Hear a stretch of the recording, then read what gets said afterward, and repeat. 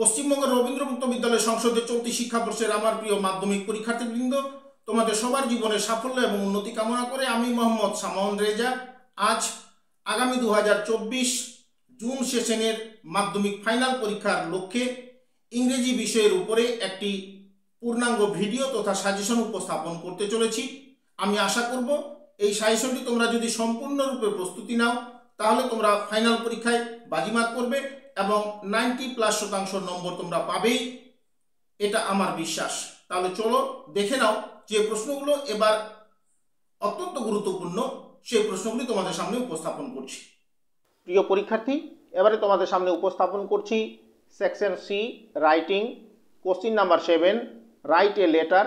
একটা চিঠি লিখো ইন অ্যাবাউট 120 ওয়ার্ডস, 120 শব্দে, টু ইয়োর ফ্রেন্ড, তোমার বন্ধুর কাছে, ডেসক্রাইবিং হিম অর হার, বর্ণনা করো তার কাছে, your visit to a fair, তোমার দেখা মেলা সম্বন্ধে, ইউজ দ্য ফলোয়িং পয়েন্ট, দেওয়া আভাসগুলো অনুসরণ করে, পয়েন্টস আভাস, প্লেস অফ ফেয়ার, মেলার স্থান, it's nature and time,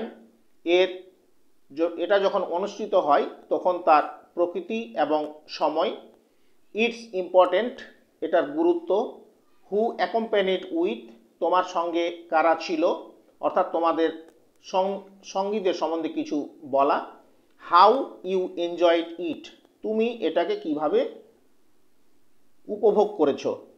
or question, right a letter to your friend, তোমার বন্ধুর কাছে একটা চিঠি লিখো, ইনভাইটিং হিম অর হার, নিমন্ত্রণ করো তাকে, টু ইয়োর বার্থডে পার্টি, তোমার জন্মদিন উপলক্ষে।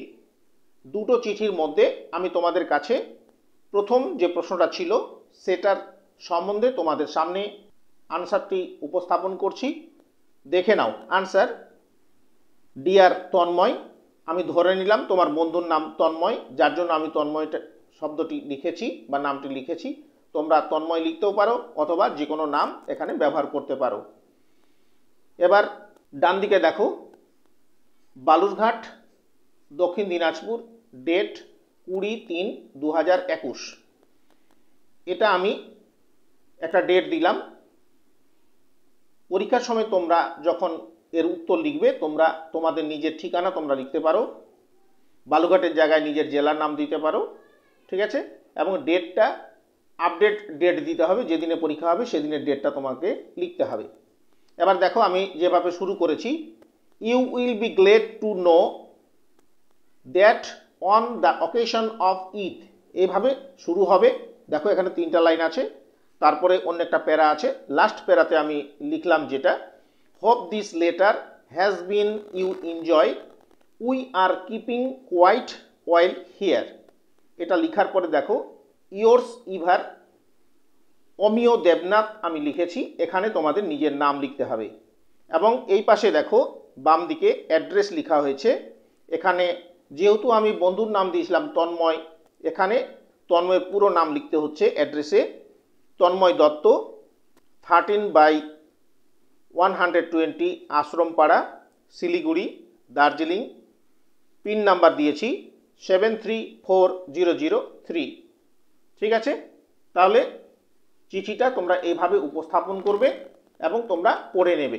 এবারে তোমাদের সামনে উপস্থাপন করছি question number 8, develop the following outline into a story, নিচের দেওয়া আভাসগুলোকে অনুসরণ করে একটা গল্প লিখো।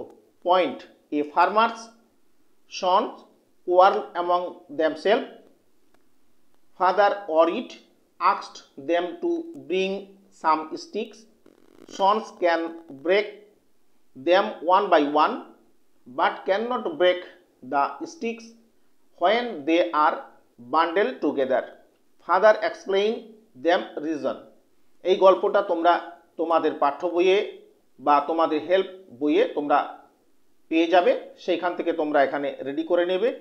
দেখো পরের একটি গল্প তোমাদের সামনে উপস্থাপন করছি অর হিসেবে, রাইট এ স্টোরি উইথিন 100 ওয়ার্ডস, 100 শব্দে একটা গল্প লিখো, ইউজিং দ্য গিভেন হিন্টস, নিচের যে দেওয়া আভাসগুলো সেগুলো কাজে লাগিয়ে, give a title to the story, এবং গল্পর একটা শিরোনাম তোমাদেরকে দিতে হবে। এবার আভাসগুলো দেখে নাও। A poor farmer but a goose laid golden egg every day, become greedy, wanted all eggs at the time, cut the belly with a knife, no egg there, lost the goose as well as egg। তাহলে এই পয়েন্টগুলোর উপর ভিত্তি করে গল্প লিখতে হবে। দেখে নাও আমি গল্পটা যেভাবে উপস্থাপন করেছি, আনসার তোমাদেরকে লিখতে হবে। তারপরে গল্পটার শিরোনাম আমি দিয়েছি, দেখে নাও, a greedy farmer and golden egg. শুরুটা আমি বলে দিচ্ছি কিভাবে শুরু করতে হবে। Once there was a farmer in a village, he was very poor. এইভাবে শুরু হয়েছে এবং গল্পটা তোমরা দেখে নাও যেভাবে লেখা হয়েছে। এবং লাস্ট লাইন তোমাদের সামনে উপস্থাপন করছি, the greedy farmer and his wife were shocked for lost their valuable goose. হয়ে গেল গল্পটা লেখা। তারপরে একটা নীতি কথা বা নীতি বাক্য দিতে হবে, যেটাকে বলা হচ্ছে ইংরেজিতে মোরাল। এবার দেখো মোরাল অংশটা আমি লিখলাম, all Covid all lost. Clear, বোঝা গেল? এভাবে তোমাদেরকে পরীক্ষার খাতায় গল্প লিখতে হবে। এবারে তোমাদের সামনে উপস্থাপন করছি question number 9, right a letter to the editor of A news paper. খবরের কাগজের পত্রিকার সম্পাদকের কাছে একটা চিঠি লেখো, উইথিন 100 ওয়ার্ডস, 100 শব্দে, অ্যাবাউট দ্য প্রবলেম, সমস্যা সম্বন্ধে, faced by people, common people, সাধারণ মানুষ সমস্যার সম্মুখীন হয়েছে, ডিউ টু মাইন্ডলেস ইলিটারেট, এবং অবিবেচকের মতো অশিক্ষিত মানুষের মতো কাজ করার জন্য, and filling of garbage on the road, এবং যত্রতত্র রাস্তার উপরে ময়লা আবর্জনা ফেলে দিচ্ছে, and spitting there and here, যত্রতত্র, পলিউটিং দ্য এনভায়রনমেন্ট, তার ফলে কি হচ্ছে, পরিবেশ দূষিত।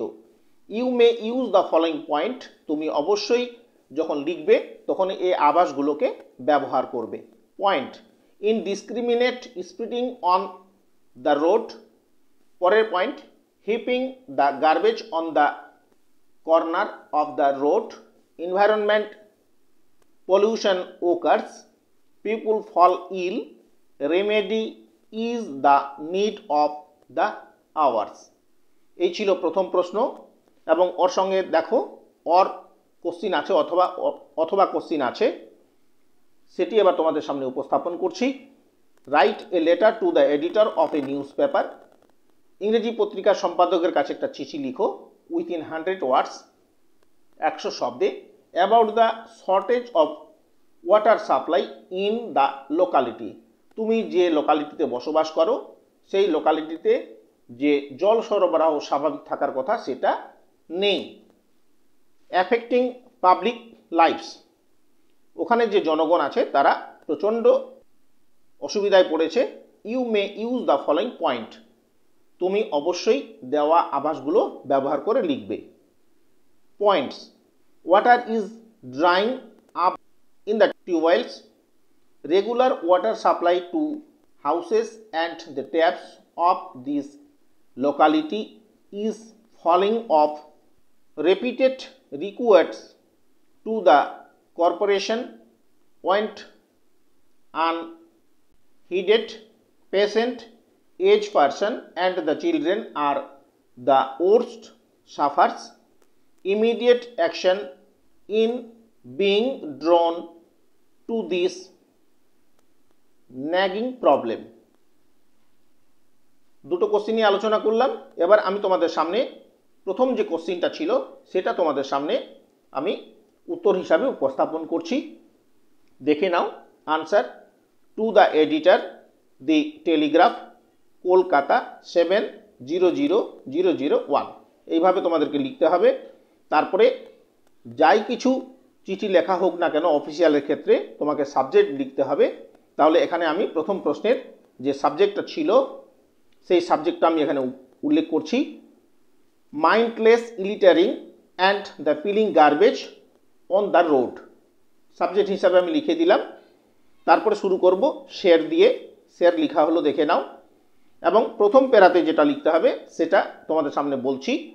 Would you allow me small space in the column of your estimate daily to ventilate my view about।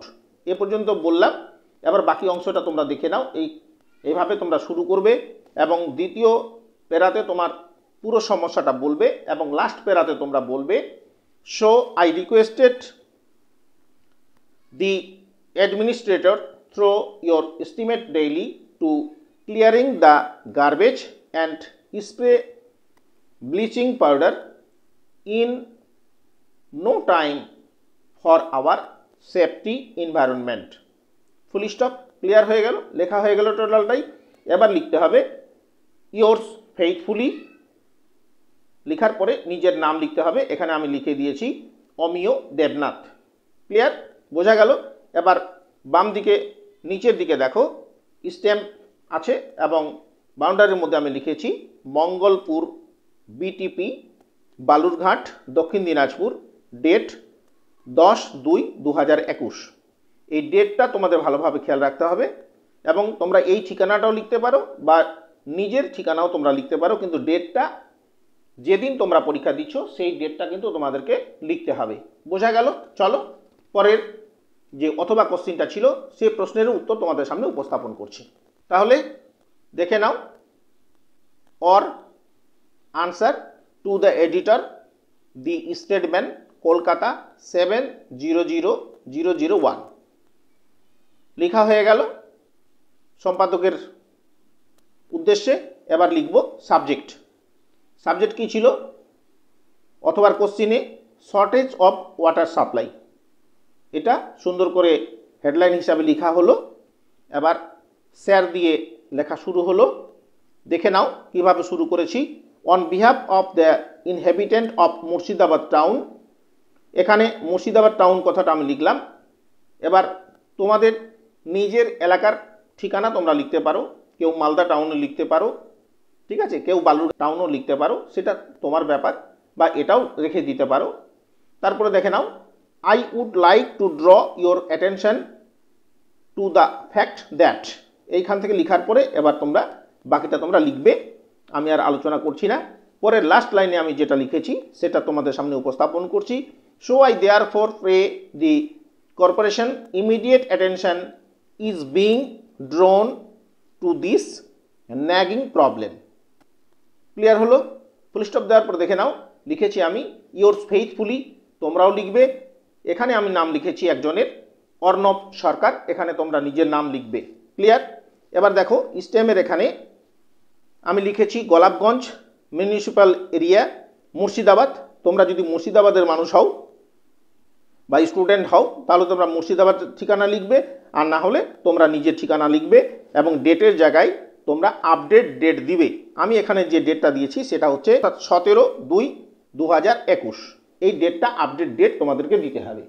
যাই হোক প্রিয় পরীক্ষার্থী, এতক্ষণ সময় ধরে তোমাদের উদ্দেশ্যে আমি সেকশন সি রাইটিং উপস্থাপন করেছি। আমার আলোচনার যদি কোনো অংশ তোমাদের ভালো লেগে থাকে তাহলে তোমরা আমার চ্যানেলটিকে বেশি বেশি করে লাইক করো এবং তোমাদের বন্ধুবান্ধবের কাছে বেশি বেশি করে শেয়ার করো। এবং এরকম আরও গুরুত্বপূর্ণ আলোচনা তথা ভিডিও পেতে, অর্থাৎ আমার সঙ্গে জুড়ে থাকার জন্য তোমাদের মোবাইলের অল নোটিফিকেশান প্রেস করে আমার চ্যানেলটিকে সাবস্ক্রাইব করে নাও।